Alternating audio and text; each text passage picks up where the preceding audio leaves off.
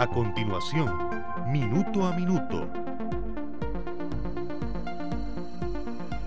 Se encuentra con la realidad. Esto es Minuto a Minuto, más allá de la noticia, por Radio Monumental.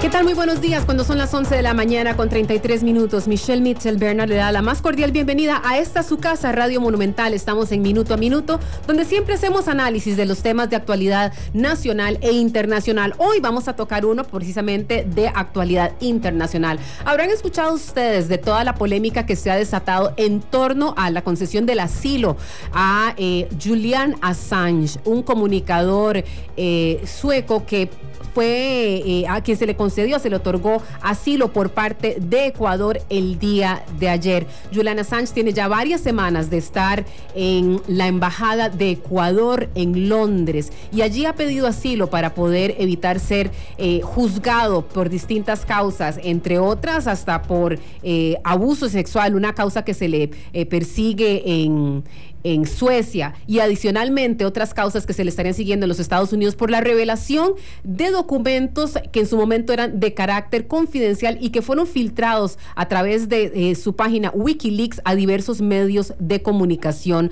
en el mundo.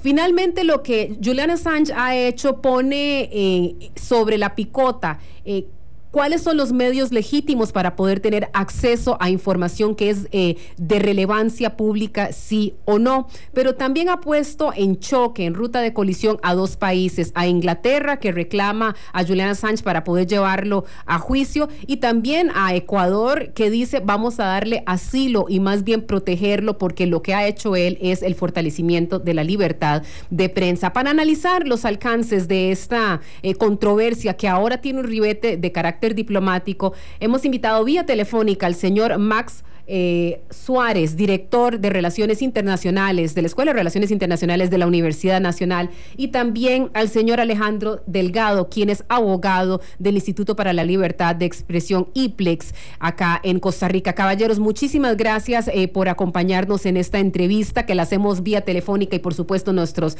oyentes a través de 93.5 y quienes nos siguen a través de Canal 2, esperamos poder entender mejor este proceso. Don Max, para comenzar con usted, el día de ayer hubo por lo menos subieron los decibeles, subió el nivel de la discusión entre Ecuador y el Reino Unido. Reino Unido le dice: nosotros tenemos la prerrogativa de ingresar y arrestar al señor Assange. Esto fue tomado desde el punto de vista diplomático como una amenaza a Ecuador. ¿Considera usted que el hecho de que Inglaterra haya dicho esto, podemos entrar y arrestar al señor Assange en sus instalaciones diplomáticas, constituye una amenaza? Buenos días, Michelle, muchas gracias por la invitación a participar en este programa. En este caso particular, el gobierno de Inglaterra no podría actuar de esa manera, ya que estaría violando la Convención de Viena sobre Relaciones Diplomáticas de 1961. Este cuerpo jurídico internacional le otorga a las embajadas una inmunidad tanto inviolabilidad, o sea, la imposibilidad de que autoridades del país receptor puedan ingresar a sus instalaciones sin previo consentimiento por parte del embajador, como también tiene una inmunidad de jurisdicción, es decir, no pueden ser objeto de ningún proceso judicial, el inmueble en el cual se ubica la embajada. Aquí vale la pena, Michelle, aclararle a la opinión pública una confusión que normalmente se tiene, en el sentido de que el territorio o el área física en donde se encuentra la embajada no es territorio ecuatoriano, como se ha dicho en algunos medios de comunicación, incluso a nivel internacional. Eso es un error. Desde 1945 ese concepto de la extraterritorialidad fue abolido del derecho internacional y del derecho diplomático. Lo que existe es una inmunidad e inviolabilidad de las instalaciones de la embajada, tutelados por la Convención de Viena de Relaciones Diplomáticas de 1961, como ya lo dije antes, y que además es una normativa internacional especialmente aceptada y respetada por los países europeos, porque además si uno estudia las actas de la Comisión de Derecho Internacional de la ONU, uno se da cuenta que los principales estatutos jurídicos de esta convención internacional fueron... Bueno, tenemos una breve interrupción de la comunicación con don Max, director de la Escuela de Relaciones Internacionales de la UNA. Mientras restablecemos comunicación con él, integro a esta conversación a don Alejandro Delgado, abogado y presidente de IPLEX. Don Alejandro, aquí estamos hablando no solamente de un periodista, Julian Assange, que es periodista australiano, es también alguien que de alguna manera u otra trabajó como hacker. Él tuvo acceso a información que de una manera u otra hubiera sido confidencial y no hubiera sido publicitada si los medios de comunicación lo hubiéramos solicitado por los canales formales. Él obtiene, intercepta comunicaciones particularmente a través de la internet y los hace de dominio público. Para los periodistas hay una gran discusión en torno a la legitimidad o no de las funciones de Julian Assange o los medios a través de los cuales él obtiene información que han sido de muchísimo impacto en varios países alrededor del mundo. ¿Cuál es la posición de IPLEX en torno a Julian Assange y si él era meritorio que se le concediera ese asilo que le está concediendo en este momento Ecuador? Buenos días. Buenos días, Michelle y don Max, que supongo que ahorita se podrá incorporar. Ya lo tenemos en línea nuevamente. Perfecto. Mire, el IPLEX como tal no tiene una posición particular, excepto lo que conlleva la defensa del acceso a la información pública. Sin lugar a dudas, aquí hay un tema más de fondo, y yo quisiera tal vez referirme a eso, y es básicamente lo que pareciera ser la contradicción de el gobierno ecuatoriano, que por un lado concede el asilo al ciudadano Assange, pero por otro lado, dentro de su propio estado, tiene una discusión interna muy fuerte con los medios de comunicación que no son afines al estado. Y uno podría pensar que de alguna manera no es consecuente la actuación frente a los medios nacionales y de cara a este asilo.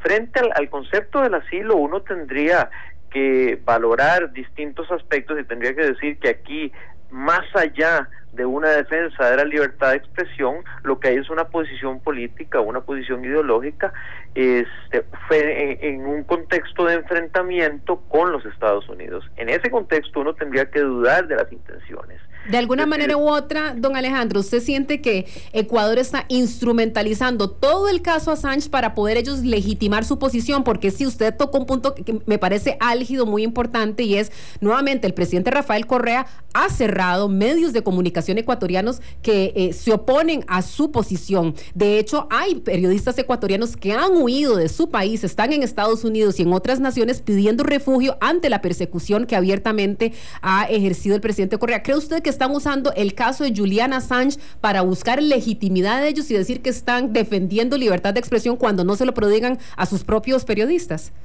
Sí, yo no tengo la menor duda, y le puedo poner un par de ejemplos. Si usted ve el caso del Universo, donde dos periodistas ecuatorianos tienen que refugiarse en Estados Unidos por la persecución que emprende el presidente Correa, es sin lugar a dudas un buen ejemplo.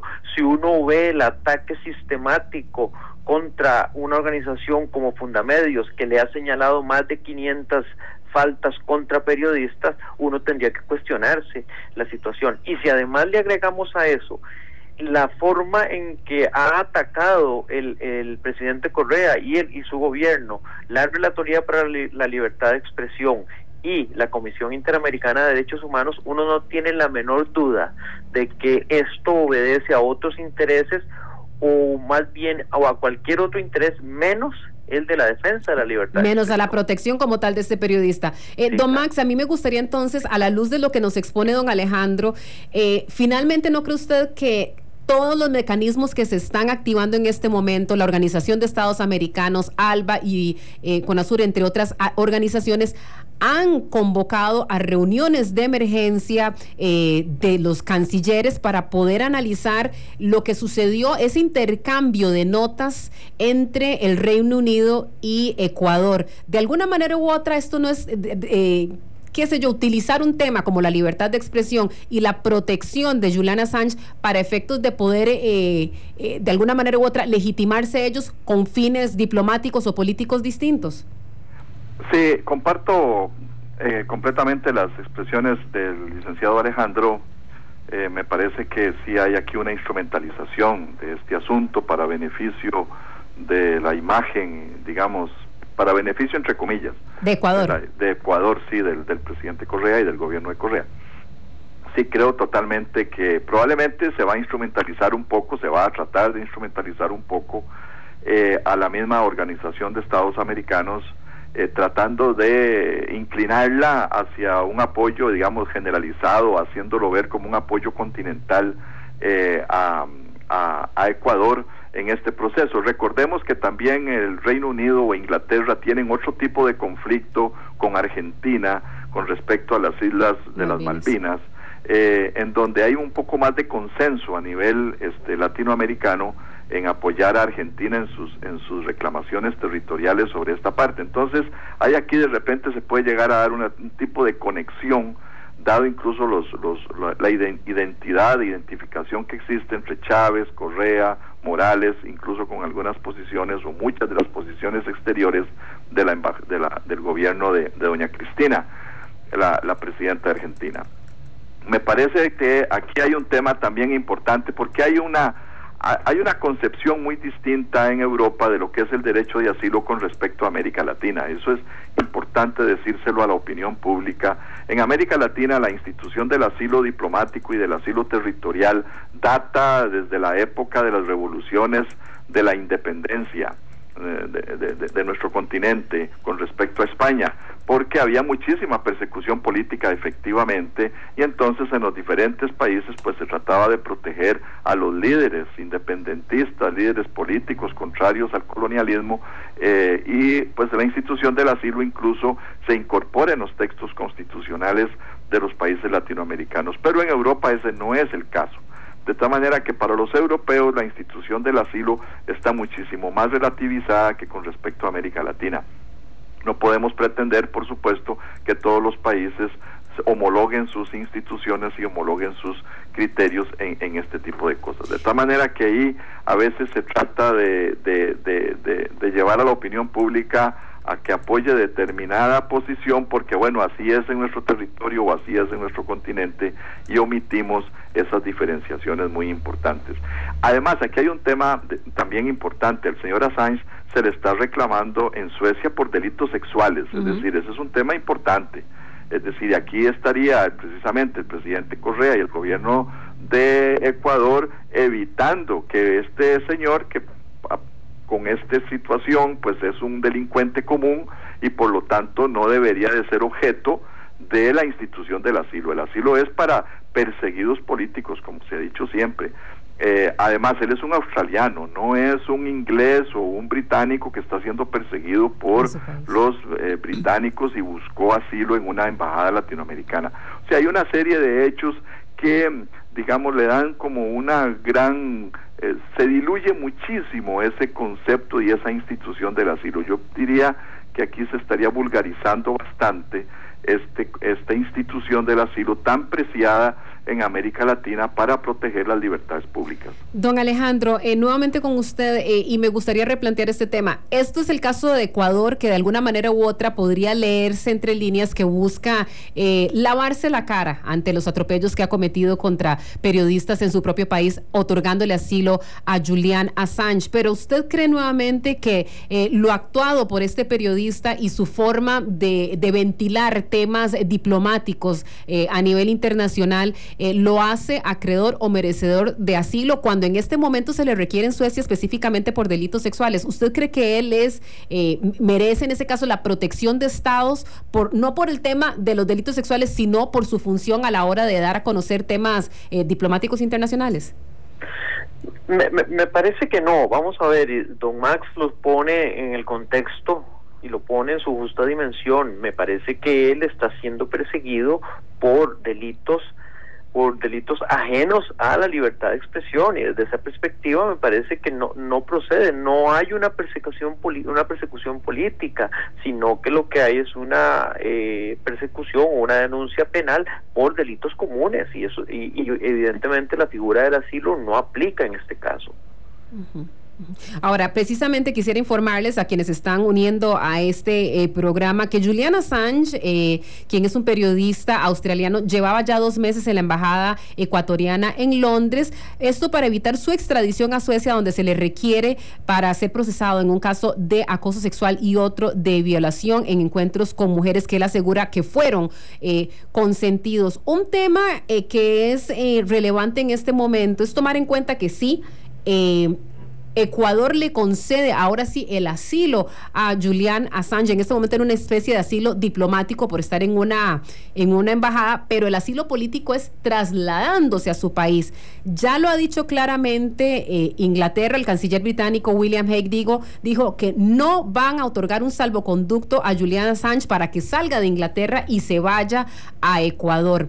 Esto, don Max, de alguna manera u otra va a caldear los ánimos, subir el tono de la discusión diplomática entre Inglaterra y Ecuador, ahora que Julian Assange va a permanecer en ese cuartito donde ha estado durante 2 meses y aparentemente no va a ser posible que sea trasladado a Ecuador. Duda, es decir, el nivel de las relaciones diplomáticas entre ambas naciones pues va a alcanzar tonos muy delicados, incluso muy delicados, muy altos.